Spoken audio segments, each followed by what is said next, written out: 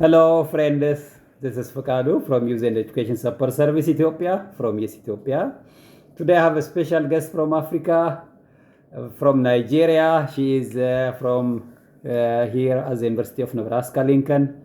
We are working together, we study together, and we discuss a lot. So we are kind of becoming like a family, and she's becoming like my sisters.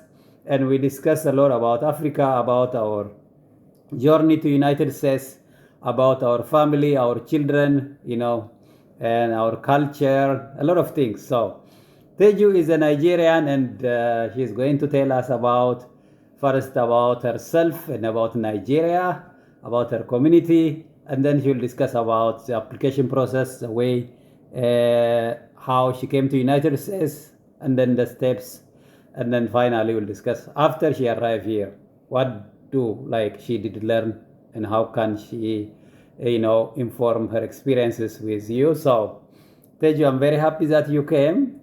So a lot of people that watch this discussion are going to be Ethiopians, also Nigerians and Africans, someone from China, Japan, or Brazil, or Mexico, or Australia, maybe from Antarctica also.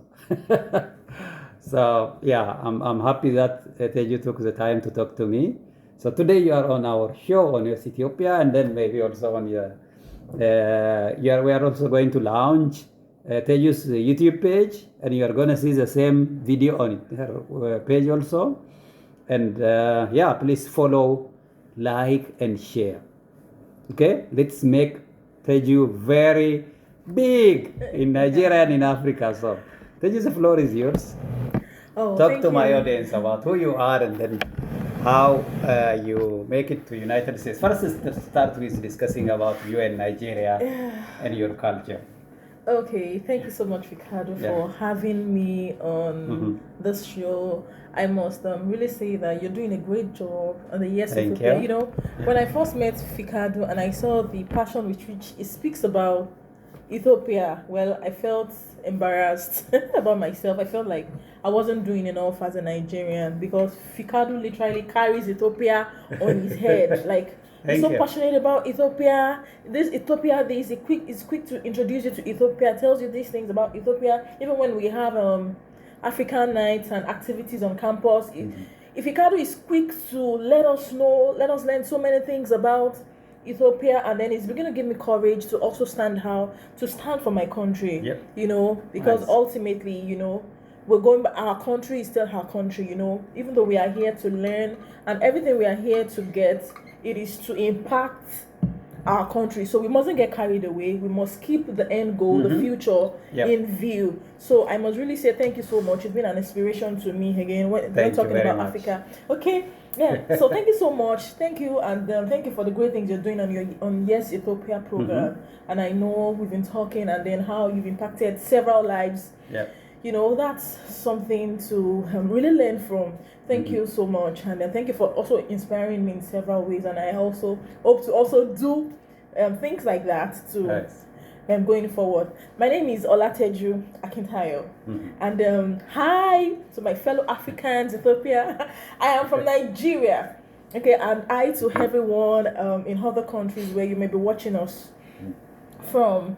I'm from Nigeria. I am from Oyo State, Ibadan. Well, from southwestern Nigeria, and I'm a Yoruba girl.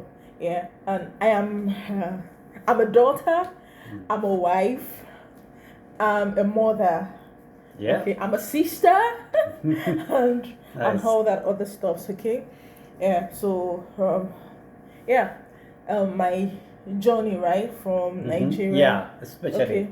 Tell us about your childhood. Briefly about your study. Yeah, thank you. I know that this emanated from a class we had, and it was about sharing our identity story. And thank you, Ricardo. Ricardo gave me a thumbs up and said, "Oh, you did very well. Now the world needs to hear your voice." Okay. Now, my childhood was not so much fun because I was born into a polygamous family. In Africa, being born into a polygamous family, it's not strange. So in my case, I was born in a polygamous family, and then growing up, I faced issues that most polygamous homes face. Issues of, with your step siblings, there may be animosity, maybe subtle hatred. I know hatred is such a strong word. Probably I'm not supposed to use it, but then animosity, and then there was this distrust. You don't trust the other's intention. It's such that probably you don't want to eat from. You don't want to take food from your stepmom, your stepsister, because it might be poisoned. Things like that. And then between wives, it looks like okay, this wife, the first wife might feel like, oh, the husband is not giving her enough money. The husband is not taking care of our own children, and it's all about the children of the other wife. And then those were the other things that I encountered growing up from a polygamous home. Even despite the fact that my mom did not live in the polygamous house right from the start, right from the onset, and I'm very grateful to God for that, and because that was one of the things that has also helped me personally. Okay, so we lived outside the home, and then my mom had a good job, so my mom really she invested in us. She invested her life, her money on us. She had a good job, so she didn't have to rely on my dad a whole lot. And then so she was like the star of the show, and it felt like my dad was doing more for us than the other kids, but they didn't know the extent to which my mom would go.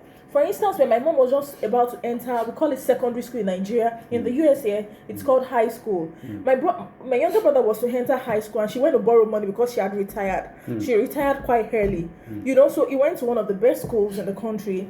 I also went to a very good school, and then we went to the university and all that. We went forward to also pursue our postgraduate studies and all. So now it looks like, of course, we were making progress, and then we had to defer back to our dad at some point, and then of course he now had to really step in. But the foundation, the background was set by my mother. Those are the things that you face, and then step siblings might not really understand all of those things, and they feel like, oh, our father did not spend money on us, he's spending money on these kids. But it was my mom, and then she was everything. Now, so I came from that kind of background. But then I would also say that one of the things that inspired me most is my mother. And then, of course, my religion. I really associated with several good people. And then at some point when I was at the university, that's for my first degree, I started learning things from the church, from my community, talking about purpose, talking about taking responsibility for your life.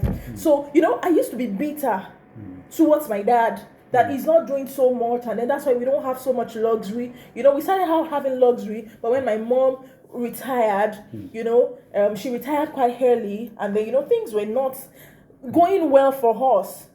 And all that, and then due to all of those environments, I was a timid person. I was always shy. I grew up a very timid little baby, a very little child, a very insecure person. Like I didn't feel like I was so shy. I could not stand. It was I could remember an incident that happened, and we were children, and we were rehearsing choreography for our end of the year party as kids, and then we were supposed to move, and people were shouting at me, move, and as a child, I just started crying. I was that kind of a person, and then I was just like that early on, very shy, very, sometimes you might just be shy because, well, you are just shy, but then sometimes you are shy because you are insecure, you're not bold enough, and then you feel like you're not confident enough to address some things and to do some things. So that was me being timid, being shy, being unsure of myself, feeling like, okay, probably I'm not capable of some things, and all that stuff.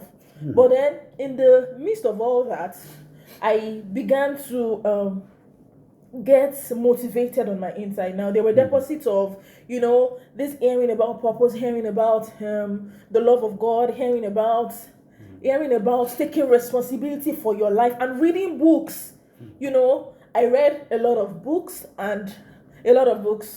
as an undergraduate. I read books. Nice. And then those things began to shape in my mindset. I began to have there's something it does to your mind, and then the change comes from inside out. So even though outward, I was still the shy, little girl, but then something I was building confidence.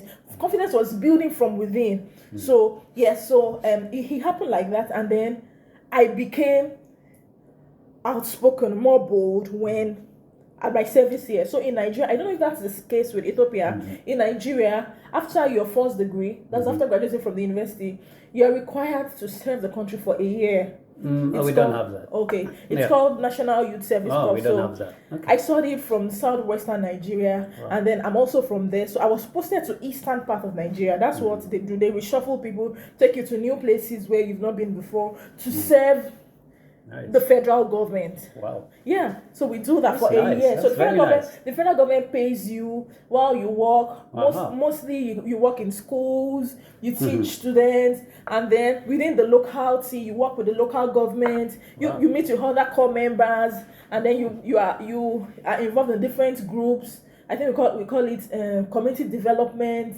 service. Yes, and all that. I like it. We meet so.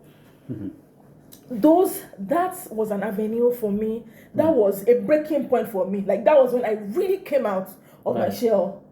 That was when I could now speak up for myself. That was when I really got bold and all that stuff. So that was the breaking point for me, as an adult, and yes. I love it. This thing now which you told me about the national service, it looked like the rural fellows program here in Nebraska. Is this the same? Yeah, it's a kind of internship. Yes. So it's required, all the students are required to do it. In fact, yeah. Do you get paid or it's just for free? You get paid. It's the government is paying. Yes. In fact, now we have two internships. In fact, there are some courses that you take at the University of Nigeria that after every year, you go for internship. Wow. No, but usually we have industrial training. In my fourth year, I went for industrial training.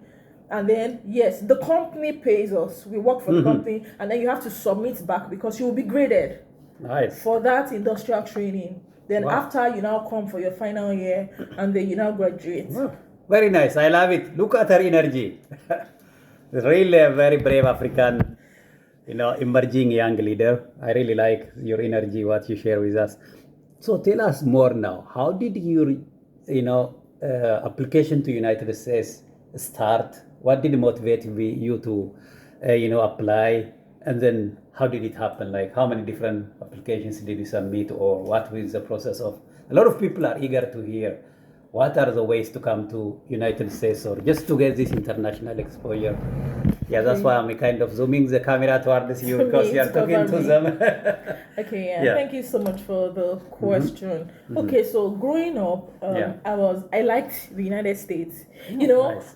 My first job where I worked at, the first place I worked, I had a discussion with my colleague, and then my colleague loved to go to Canada. I was like, I just want the United States. Like I was like, oh, I really want to go for my postgraduate at the United States. Like it was somewhere, in my mind, like United States. I just wanted to go to the United States, probably because my aunt was in the United States at that point, and probably she was the one that exposed the family to United States. So probably that's my first, of course, because man is a product of influence. You must have heard it from somewhere. So I just knew I just wanted United States. I had UK options. Well, we we are going places. Yeah, I know. We will go to the UK and to Canada and to all these other places, and then be great leaders. Nice. But this is a starting point. But then I just wanted United States, and then so it was there. And funny enough, even though I loved United States, I had an opportunity to apply. Someone told me, "Oh, why don't you want to travel abroad?" Well, I wasn't sure if it was United States or United Kingdom. I was like, I don't have money, and all that. And they were like, "No, don't worry about that." But then I was just dragging my feet. I was dragging my feet for years. For I could say for like 4 years, I was dragging my feet, and then and then I also had a brother from my church back in Nigeria. It wasn't even that we were very close there. We were just good church. He was our president, and then he traveled. Even when he traveled, I didn't know about it. He traveled with his wife, and with he had a son. It was just a son then. And then somehow he just chatted me up on my birthday, and I was just like, "Oh, are you planning? Are you thinking of come in for your postgraduate at the United States. I was like, I'm not sure. Yes. And I was dragging I was like, do this, do that. And I kept dragging my feet. Now, the point where I made up my mind, I just got out of a bad relationship, bad breakup. Wow. Like, I was supposed to, 2 months to the wedding. Yeah. Yes, that was when the breakup happened. Wow. Yeah. So, and at that point, I was having issues at my place of work. Wow. I was having challenges. It felt like I was putting in all my best, but it appeared like I was doing nothing. So I was frustrated at that point, and I was trusting God, and then I was just thinking because, I must have been saying God because that's the kind of person I am. Yeah. I'm a Christian, I'm a believer here. So I was praying that what am I supposed to do next with my life? Wow. It felt like my life was on a standstill. What I was doing was I just wanted to get married. So I was just planning to just get married. And then my own personal ambition, my career, my life was on a standstill. And I am not that kind of a person, Ricardo. My mom then told me do you think you're going to fulfill purpose getting married to this kind of guy? Wow. Yeah. And I just think I didn't want to think about it. Yeah. I was just like, we will just go through it. We'll just in Nigeria we'll say you just rough it. Yeah. You just patch it. Yeah. And when that relationship ended, it brought me back to reality. And I felt like, okay, this relationship has ended. What do I do with my life? Yeah, exactly. I have focused my energy on that getting married. Yeah. Now, what about my life? What is next for me? And the next thing is that I'm ready. I'm ready. Nice. It is high time. Most times now I want you to learn. I want my audience to learn a lesson. To learn a lesson from this. Sometimes when we have setbacks, we try to sleep and swim in the setbacks. It was a very bad breakup, Ricardo. We already bought wedding clothes. Oh man. Yes, people already knew. Oh my goodness. Yes, I already spent so much money, in Nigerian currency, almost ₦1 million. Oh my goodness. All my savings gone. Yeah, so I'm supposed to just be sad for a long time and then let people pity me and all of those things. I heard about people that such thing happened to and then they died. They had heart attack. Wow. But it was sad for me, because I felt like, this is someone I'm going to be getting married to. How can this person be like this? So this person is terrible. I feel like, no, I'm going to spend the rest of my life with you. And if you can be like this, you get, and of course it was painful for me, for my family and everyone, it was not a nice experience, I tell you. But I switched back. What am I supposed to do with my life next? And there was someone that I had listened to, I had followed at some point. Then she said, at your down moments, always make sure that you do the right things. Definitely. Yeah. At your down moments, always make sure. There was a time like that I was also in a situation where I was trying to get direction about a particular relationship, and the response I got was not what I expected. Because we were just dragging our foot over the years, and then the person was like, well, no, there's nothing, and all that, and I was in another state. I was supposed to come back to my state, maybe a 3 hours journey, and I was supposed to get some stuff. I wanted to get some material to make a dress, and I was so down. I just wanted to transport myself back for 3 hours. But I just remembered what that person said, and even though I was so down, so devastated, I went to the market, purchased the things I was supposed to purchase. It was hard. The next thing you want to do is just go and just sleep and no. I did not let that stop me, even though I was down. I still got the materials to make my beautiful dress. Wow. And I see, so even when you are going through tough times, still move forward, make steps to go forward. Right. It will never be easy. Because, I got over it. You get? So would I have wasted money to travel back 3 hours to purchase things for the dress? Definitely not. So I made up my mind. So I'm trying to say that sometimes you are down, it looks like this thing, but you still make progress. Yeah. Still drag your feet. If your feet doesn't want to go, drag it. And show that just keep going. Nice. Don't let discouragement get to you. Discouragement happens to every one of us, you know. I remember a video that we shared. A video that we did that you recorded me dancing to a song. Oh yeah, I remember. And you said, you're so fun. And then, I didn't even tell you what I was going through. It was recently that I told you what I was going through. Yeah. All of those things was happening to me at that point. And I was dancing. Amazing. You get? Amazing. Yeah, so disappointment, challenges come. It is not, you are not the only one. Everybody now, it looks like, oh, we are in the US now and everything is perfect. No. We have a lot of problems.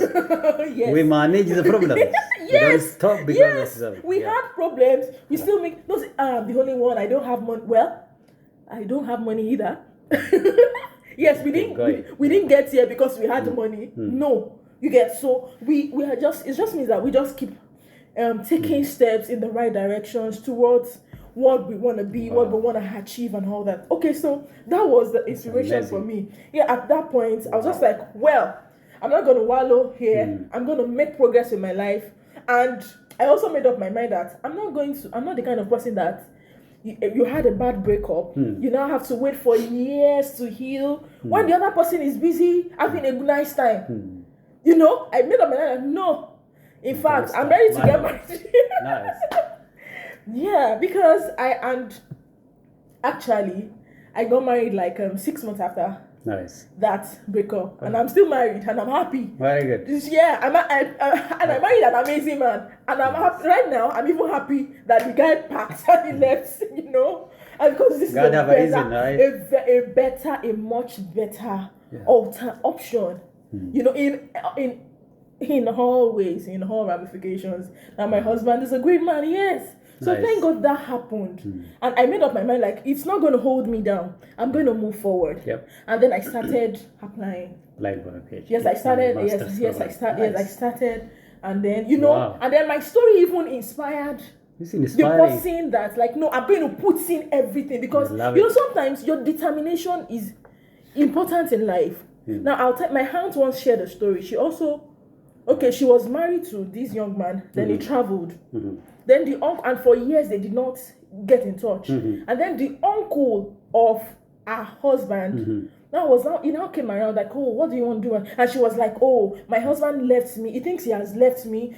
This is what I'm going to do. I'm planning to forward to make progress, to get educated. I want to pursue this degree, this academic, and I'm going to do this. I'm going to do that. I'm going to do that. Now the uncle came from.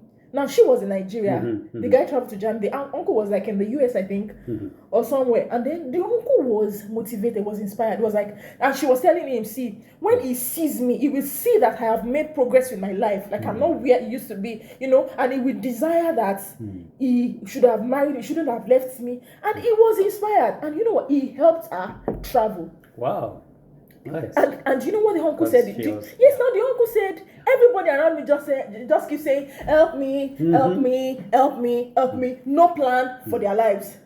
She had a plan. Nice. I want to do this. Amazing. And he sees that challenge and was like, I will help you. Perfect. You get? So I think we should have more of that kind of attitude. Have a plan for your life. You don't have to have the money. But if peradventure God even wants to send someone to help you, what we just say, I don't have money, and some people, all they talk about is the problem of their lives. Nobody loves negative energy. Yeah. Nobody loves negative energy. Positive energy, like, oh, yes, even though I have this challenge, I want to be this, I want to be that, I want to be that, I want to be that. There's something that I used to tell my mom. I'll say that, what does God want to bless in your hands? When you say, God bless me, bless me, bless me, bless me. How? In what area? Maybe, I have this skill. I need money. Okay, I know how to sew. I'm learning to sew. I'm going out and making progress. I need money to rent a shop. I need blessings. I need finances to start something. So you have to be making progress in your life. You have to be determined and then be focused. So several things happen. Okay, so now that was the case for me. That was the case for me. My own case is spectacular. This is because amazing. My younger brother, he tried several. He kept trying and trying, and then he has gotten out. Nice. He tried several schools and all. Perfect. Wow. Yeah. Wow. Teju, this is amazing. I didn't tell me about this. Yeah, You I didn't tell didn't me. share You, these so you have a lot details. of stories to tell. That's what I'm saying. Yeah, I didn't share these details. Wow, in there are class. people. Yeah. Look at now. I'm just trying, the camera to focus on Teju. So you see Yeah, her and stories. I want him to show. You see her story, how big energy she shares, her inspiration, and the way she changed that bad relationship. Imagine a If relationship. had not happened, I won't be in the US. Yeah. I mean, it's like there is a reason. That's why people say, God have a reason why something happens. We learn from our downsizes, like when we go through problems. So this is like inspiring in so many ways. I'm very sure a lot of young people out there, if you have problems in your relationship and the like, don't give this up. is one tangible don't wallow in pity, way of changing it. Cry and move forward. Cry is okay to cry, okay? Yeah. When you are in your room, don't just step out and just start crying everywhere. No. When you are in your room, in your closet, cry so much. This is amazing. And then pray and then summon up courage and then move on. Yeah. Wow. Very good. Then after you come to US now, let's bring you back to US. So how did your life in US look like? I mean, compared to your expectations, what did you expect and then what did you get? Let me hear a little bit about that. Well, then, that was not the major breakthrough in my life, Even though I applied here and then, now I want to say something about the application. Whatever you are doing now, do it very well. Make sure you are doing it very well. You are putting your heart, because when you're writing your SOP, you want to talk about your achievements. When you're applying to the US, you want to talk about some of the things that you've achieved in your life. You don't want to, you cannot be humble about it. They have to see that, no, this person is a leader. Yeah. This person is making influence. Yes. Yeah. So you must be able to talk about all your achievements. You cannot afford to be like, I just want to be humble. Shy, I don't want them to know. No, that doesn't work here. You might work in Africa, you might work in Nigeria, but here they have to know everything, because even in our classes, you have to speak up. Yep. You can't just say, I'm shy, I don't want to talk. You won't be graded when it comes to participation and class engagement. Speak out. You have to speak out, and you have to talk about. Okay, so I want to say that whatever you're doing now, make sure you're doing it very well. Make sure you are contributing positively to your environment, because all of those things will go into what you will talk about when you are interviewed. When you're interviewed, and you don't just say, okay, I just work in this school, finish. No, nobody will give you admission. You get? So ensure that you're being productive, you're being proactive, and then you're doing things, you're contributing, even if your pay is not so much. Do these things for yourself, do these things for your community. Invest and say, because when you do these things, you get results. And those are the things that you will talk about that would make these people feel like, oh no, this person is an amazing person. This is a leader. This is someone we can work with. Because those things go into your SOP, I tell you. So it is very, very important. I've given you a key. Be confident. Really, this is very, very important. I mean, it's almost like half an hour. It look like I've been here only 5 minutes. Look at how engaging this discussion is. I already feel like the amount of lesson you guys can get out of this discussion. So this is just an intro today.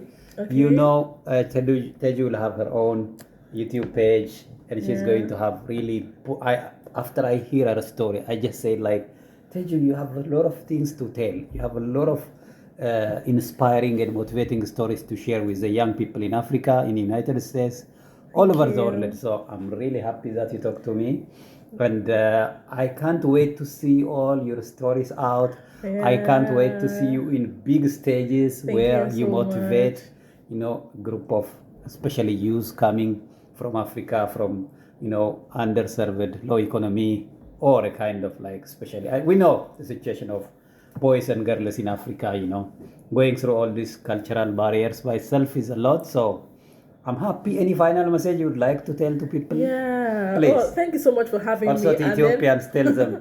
And then we have so much to talk about that time would not allow us, because there were even challenges. I didn't get my visa on the first attempt. I was denied with my family.